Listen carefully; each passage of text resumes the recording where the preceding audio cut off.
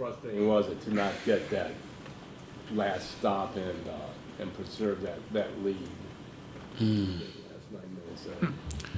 It's tough, man. I think that through all the adversity we had in that game and still having a chance to win and not capitalize on opportunities that we had, it definitely hurts a lot more because we knew going into that game that we were a talented team and that we could bounce back from the performance that we put on the week before. And I felt like we had a lot of good flashes early on in the game.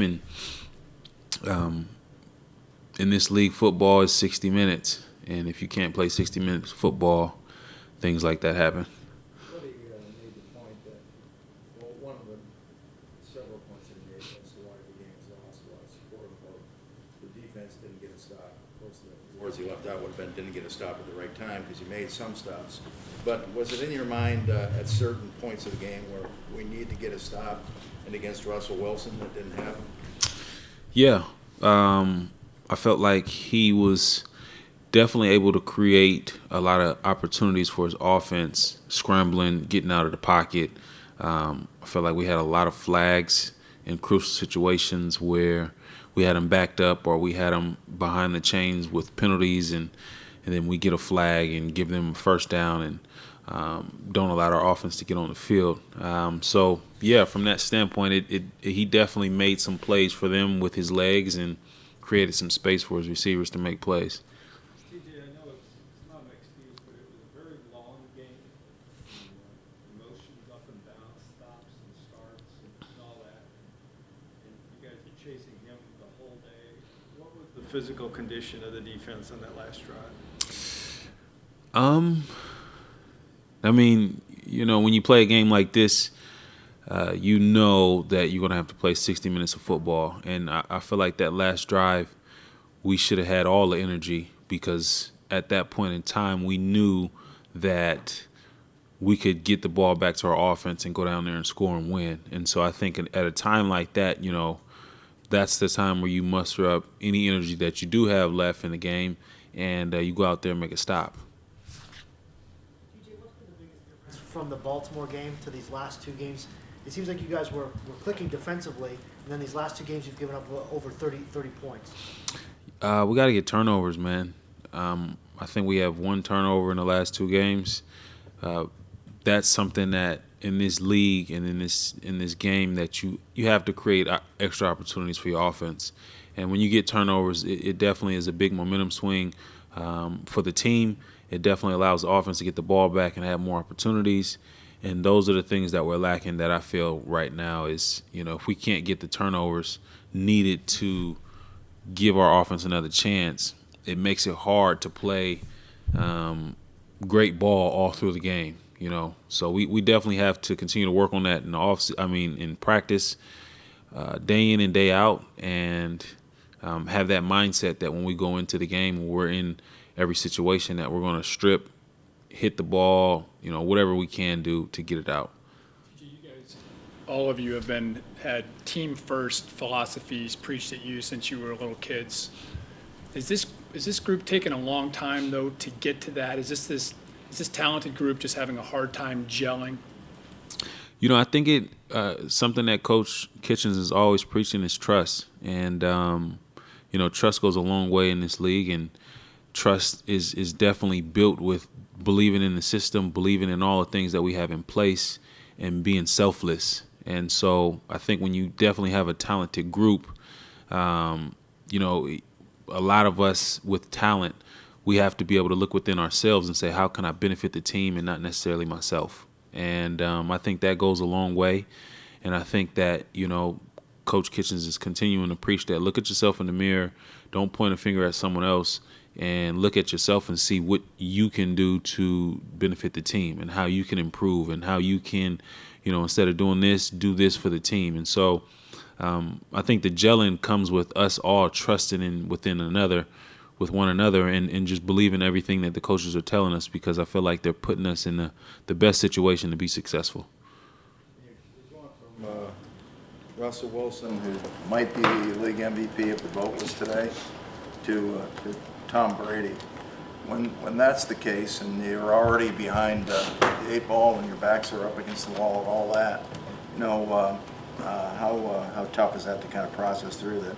Gee, now to get out of this, now you got to go beat Brady. I feel like every game that we play is tough. And I say that in the stance of this is the National Football League. There's great quarterbacks, there's great teams, there's great offenses, and they're all in this league for a reason. And I definitely would say that Tom is an elite quarterback, and he's been doing it at a high level for a very, very long time. We're going to have our work cut out for us to go out there and compete. But at the end of the day, just putting together a sound game plan and going out there and play with a lot of energy and effort and, like I said, continue to cause turnovers. I think that's the biggest thing that can deflate an offense. It can change the momentum of a game. And that's going to be our mantra going into playing them within the next couple of weeks is, we got to go out there and cause and create turnovers for our offense. Go back to Russell Wilson and maybe be kind of a Steve Wilkes question in that, Wilkes was beating himself up coming off the San Francisco game, and he had the game plan that he did going into the Seattle game. Does there come a point when Wilson creates things that are unpredictable and you're just playing a wild guessing game because the game plan goes out the window when he starts to create? No, I mean, with a quarterback like him, you expect and know that he's going to at least buy his offense extra opportunities. So the game plan doesn't necessarily go out the window. You continue to believe in the game plan, but you just know that, okay, he does this. He's really, really good at it. He's going to get a couple plays here and there. Now it's, how can we continue to contain those plays, those extra plays that he might want to create? And I feel like at times we did, at times we didn't. And I don't think we were really consistent with that. Just from a defensive standpoint of getting ourselves off the field within those extra situations that he created for his offense. On a team that had the trust and everything that you kind of want your guys to get to this season. I mean, maybe you didn't have the biggest talent in the world or whatever, but you had that bond and the tightness you needed. Yeah, I felt like last year, when we started to really turn a leaf, at the end of the season, I felt like everyone bought in. Everybody believed in ourselves, and we expected to win. And I think that's something that we have to look back and look at ourselves and what we did last year and say, okay, what were some of the things that we started to dial in and really started to enhance us as we went out into play. And so coming in this year, I feel like it's the same approach. I feel like we're just getting hit with it a lot earlier, which is needed. You don't want to turn those leaves at the end of the season. You want to turn them now. And so I think this bye week is definitely going to give a lot of players, me including myself, a lot of chances to look at ourselves and say, okay, let me go back and watch these last 6 games and see what wasn't I capitalizing on, what wasn't I doing for the team, and how I can improve just from myself as that standpoint, so that when I do come back and we're looking to the Patriots, I'll have a better understanding of how I can benefit the team. Did you reflect on this first 6 games? Are you stunned that you guys are 2-4? Very stunned. And I say that because we have all the talent, right? But in this league, talent only goes so far. You have to be willing to believe within one another. You have to be able to go out there and execute. You can't have self-inflicted penalties and self-inflicted plays in the game. And, all of those things are, beyond the talent, right? Those are just discipline things that we have to continue to correct in the week. And I feel like the leaders on this team, and you don't have to be a vet to be a leader. You could be a rookie leader. We have to start challenging one another and making sure that we're trying to get the best out of one another with the criticism that we may have. Played I think it was on their touchdown drive to take the lead. Did you think you'd rip that ball out? Did you see a replay that either made you think you did or made you think it was the right call? To me, I thought it was an incomplete pass. I felt like in this league that you had to secure the ball all the way down to the ground. and he got 2 feet in, but the ball came out, and I questioned the ref, and at that time point it was, oh well, he secured the catch, right? But me, as looking at myself and being critical of myself, I shouldn't have allowed it to get to a ref standpoint. I should have made a better defensive play for that standpoint. And I feel like that was a big play in the game, right? That was a 3rd and 7 down.